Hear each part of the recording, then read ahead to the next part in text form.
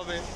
আমরা জাপানে যে হালাল শপে আসছি, এখানে খুব একটা কঠিন জিনিস, সেটা হচ্ছে হালাল প্রোডাক্ট পাওয়া, তাই না ভাই? এখন বলেন, আপনি বলেন আমরা কেমন আমরা লাগছে? এখন আমাদের একজন সেম্পাই আছেন, তিনি আমাদেরকে এখানে নিয়ে এসেছেন, অনেক কিছু শেখাচ্ছেন, দেখাচ্ছেন। আমরা জানি না, নতুন আসছি, দোয়া করেন আমরা যেন সব জায়গায় ভালো জিনিস, ভালো প্রোডাক্ট কিনতে পারি।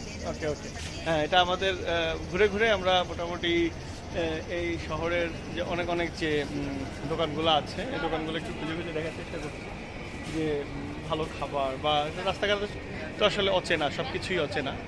তো তারপরেও এভাবে আমরা এই জাপানের বিভিন্ন রাস্তায় ঘুরে যে প্রোডাক্টগুলো আছে, যে দোকানগুলো আছে, আমাদের সিনিয়র যারা আছে তারা, আমাদের একজন ভাই আসছে, সেই ভাই এসে আমাদের একটু হেল্প করছে যে কিভাবে, কোথা থেকে টিকিট কাটতে হয়, কিভাবে প্রোডাক্ট কিনতে হয়, কিভাবে কি কি করতে হয়। এই যে দেখেন, এখানে সুন্দর কলা আছে, আমি খুব পছন্দের ফল, এই যে কলা, এখানে কিছু ফল টল আছে, ফলের দোকান আছে, এই জিনিসগুলো আমরা দেখছি, কিনছি।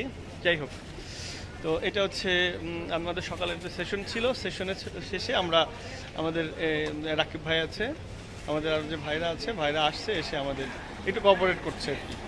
খুব ভালো লাগছে।